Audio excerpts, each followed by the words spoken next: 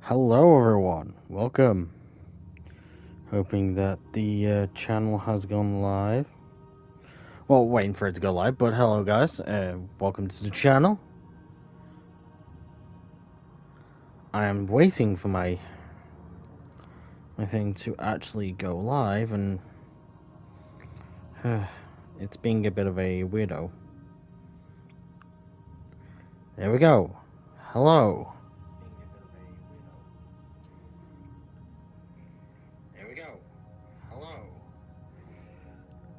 And we're live. Hello and welcome guys to another episode or another part in our levels 1 to 65 Star Trek series on my Discovery character, Captain Orimura of the USS Forward Unto Dawn.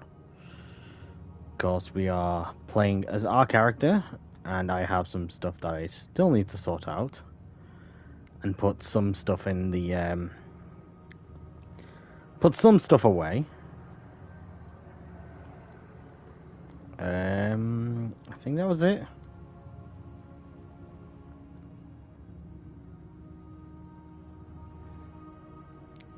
I'm like the biggest, like, unprepared maniac right now, because I have been basically unprepared to do this stream. Since I had planned on doing this yesterday. So, the plan for this stream, though, is something of a shorter stream due to some stuff that I'm doing. But there'll be 2 streams today. So, this first stream is going to be just the mission Doomsday Device. Only that. And then next episode we'll be ending off the Klingon War and sort of starting off the ending off the Klingon War, basically. And I think that'll be it. So let's go in and do Doomsday. Starfleet intelligence needs your help. So, Starfleet believes the Klingons were testing their new weapon in the Imaga system. Okay. We have information that now leads to believe that these testing programs offer something much bigger than a new kind of torpedo. I do agree. I have played this game before on this character. So it's Bavart's personal force. Ambassador's research is complete, and that is planning on using some sort of Doomsday Weapon on Federation worlds. Lieutenant Van Zyl, we're joining you for this mission. Go with her to the Donia system. Bavart has a small supply base near one of the outer planets. Our source, a man named Kavalk, says that we will find the information we need to stop Bavart there. So we'll get some experience points, some expertise, and some Admiral dilithium. Quinn says you're the right officer for this job. Okay, and that's only in the next system over, so, like, you know, it's not too bad. Of course, I have ADHD and the very likely case of high-functioning autistic. But there's also the thing of me being a insomniac. Basically, there are times when I can't sleep. We're counting on you. I'll try to sleep. That's Lieutenant Van Zyl. Also, my nose is blocked again. But no, yeah. I tend to not be able to sleep properly.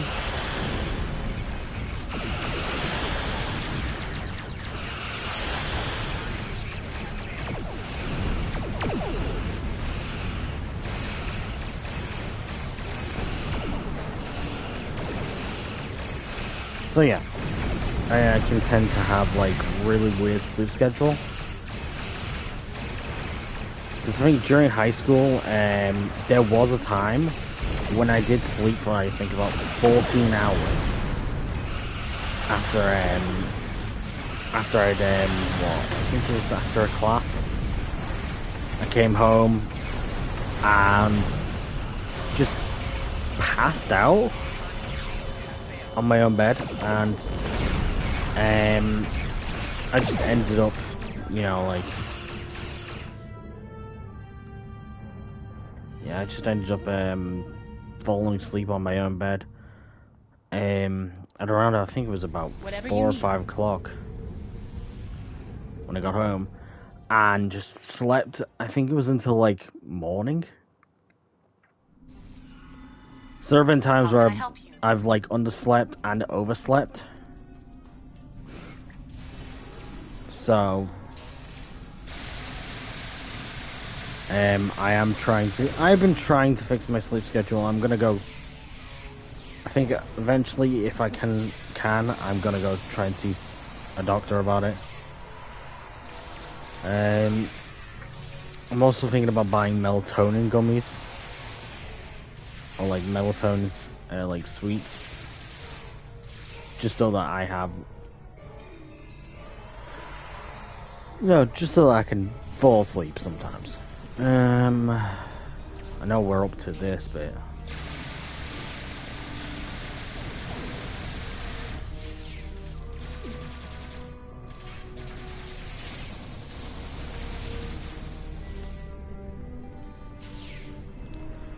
Okay, we now go out of that.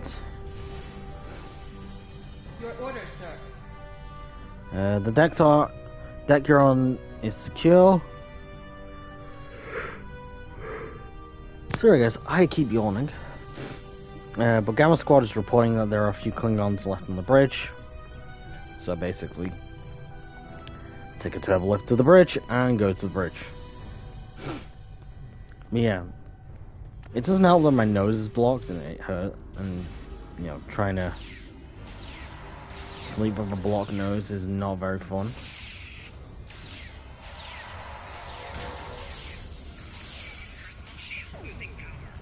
There's Captain Detang.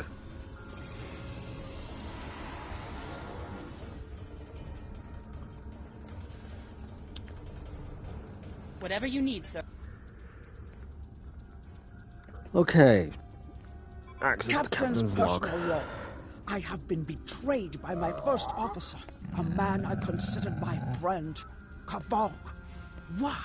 He and a group of traitors tried to take the ship. Kavok is the only survivor. There is also evidence that Kavok sent a coded message to Federation space.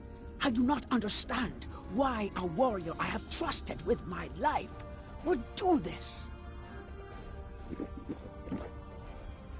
He tried to explain, but I do not need to listen to the words of a traitor. Let him rot in the brig. Ambassador Bavat has ordered me to bring him to the Imaga system for questioning. Kavok will die screaming. It is not an honorable death, but it is the one Kavok deserves.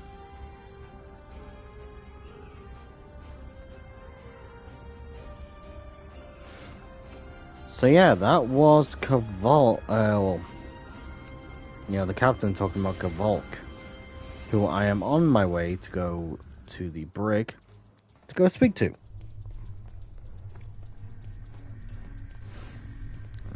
Use comms panel. You won't speak through the force field like a cage channel. Let's open a cell.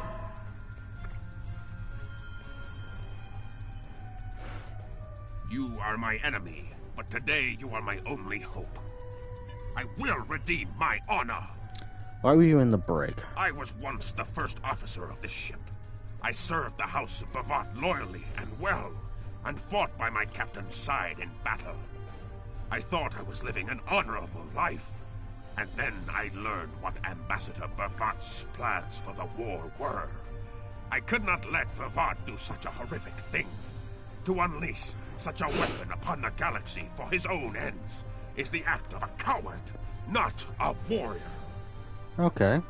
I gathered a small group of officers who thought as I did. Our plan was to take over the ship and fly it to the Imaga system. There, we would either stop this doomsday before it occurred, or die in battle. I tried to take this ship. I failed. Now I am dishonored, and I must redeem myself or die. Do you have more questions? Why did you contact Starfleet Intelligence? When my plan to take the Targ was discovered, I knew I had to act quickly. Bavat has much more than the experimental weapons from the base in the Briar Patch. He has a planet killer, a ship of such destructive power that nothing can stand against it. He intends to use this Doomsday machine to attack Federation worlds. I find myself in a strange place. To regain my honor, I must join forces with my enemy. I sent a coded message to the Sol system and hoped that the right person would hear it. Well, they certainly did. Do you have more questions?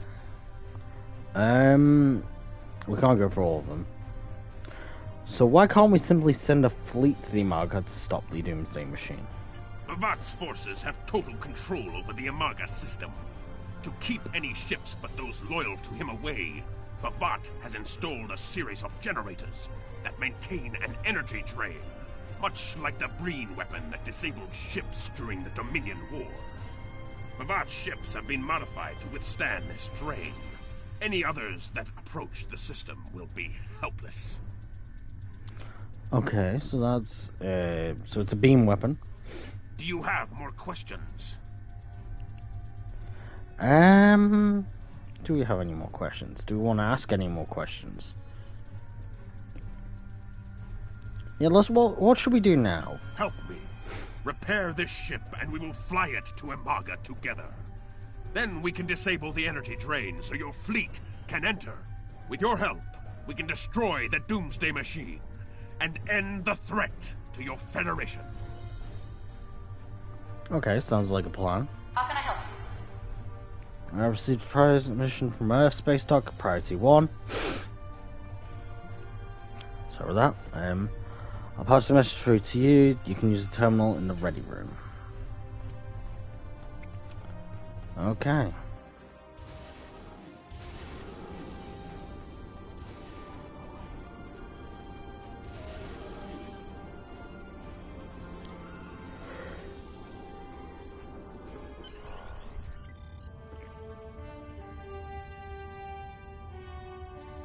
Do what you think is best.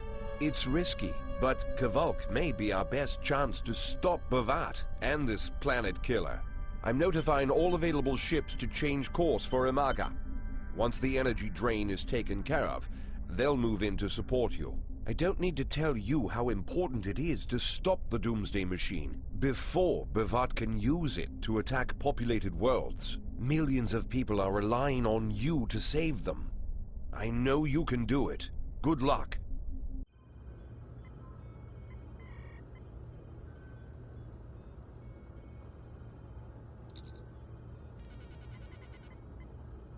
Yes, Captain. Understood. I'll join you shortly. Sorry I didn't voice act that.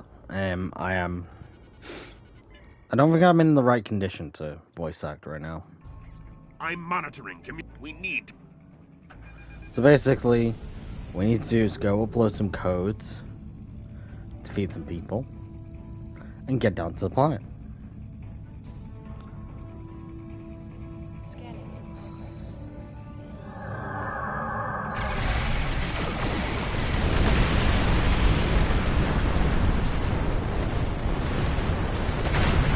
Go.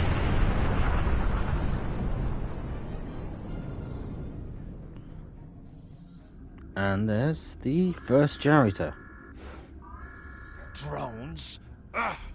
Bavat must have upgraded the security. Scanning the generators now. I have the data. We will need to load the control program into all 3 generators. After that, we can change the command codes from a terminal on the planet's surface. Okay. Interesting. And to do it from the surface of the planet, which I hate ground missions, I'm going to just tell you this.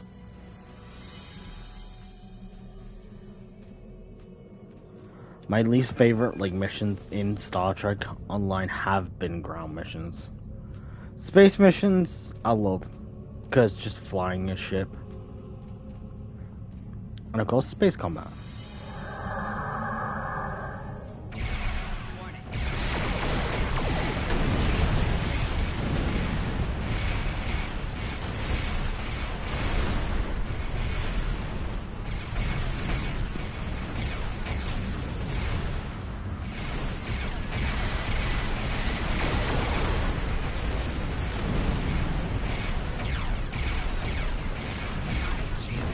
These are on drones, so they're not too bad to fight.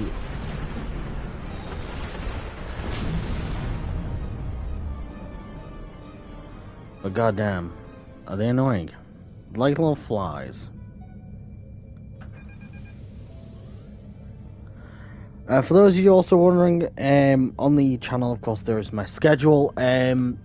So I've got something planned for Sunday. Hopefully, if it does happen, it'll be a decent video or decent stream or video. It depends.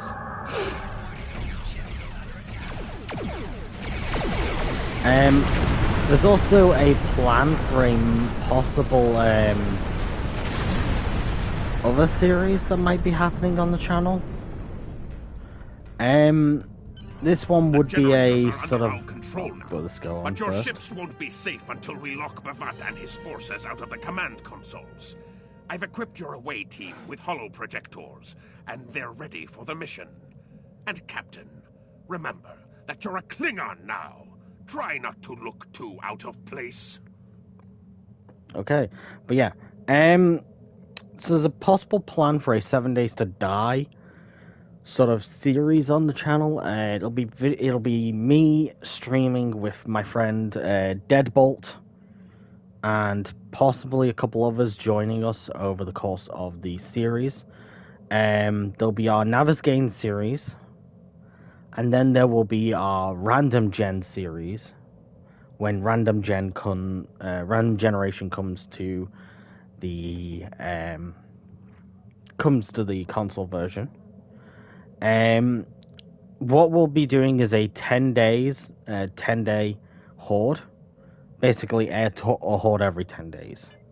Instead of a horde every day, or a horde every 7 days, or a horde every 5 days. The reason why I chose 10 days was to basically say that so that we can have more time to sort of prepare our horde base, because it's gonna be like multiple of us or a couple people trying to work together and trying to build a horde base. The objective here is simple.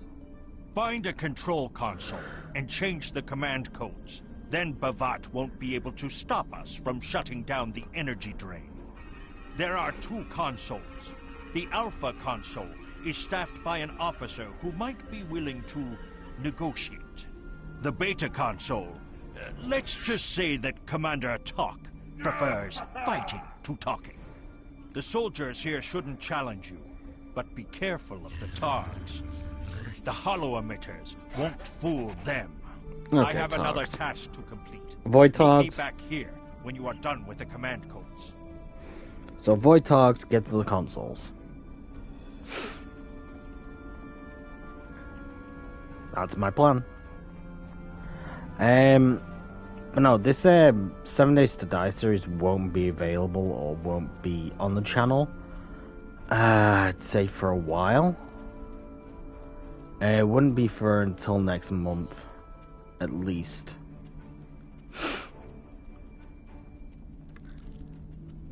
The reason why is because I don't get paid until God, I'm gonna try to avoid these, but I don't get paid until the 1st. So I wouldn't be able to buy any of the games I want or anything that I need for, you know, until then. This includes what I'm planning to buy, which is some stuff for Warframe on the PlayStation, because I've been playing PlayStation Warframe. And for some odd reason, are we still streaming? Okay, don't know why, but my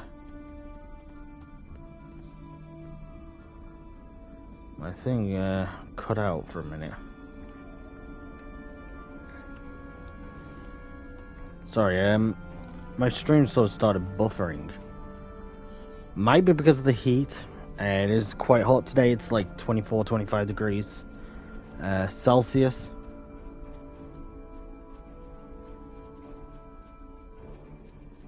Now for those wondering, and those probably saying, oh, 24, 25 degrees Celsius, that's not bad. That's rookie weather where I am in America. So here's the points I'm going to make. For those of you in America, you've been living with hot weather, or what we consider hot weather, your entire lives. Captain, I've been monitoring your progress from the ship. You are very close to one of the control consoles. There are Klingons where you need to go. You will either need to convince them to leave their post, or find other means of getting access. But yeah, as I was going to say, you've been living with the hot weather, or what we consider hot weather, for your entire lives, or pretty much your entire lives. Whereas we in the UK don't usually only get above 25 degree or 25 degrees and above, or above 20 degrees during July, June, July time, and maybe a little bit of most of some of August. Will prevail. No one is allowed to... Death to the enemies of the Empire.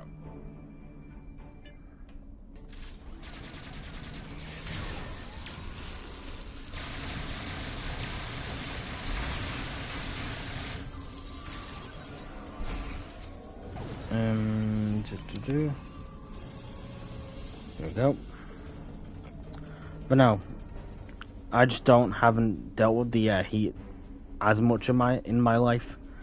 We get maybe a couple days out of the year, a couple of weeks out of the year to, you know, where it's hot. So basically,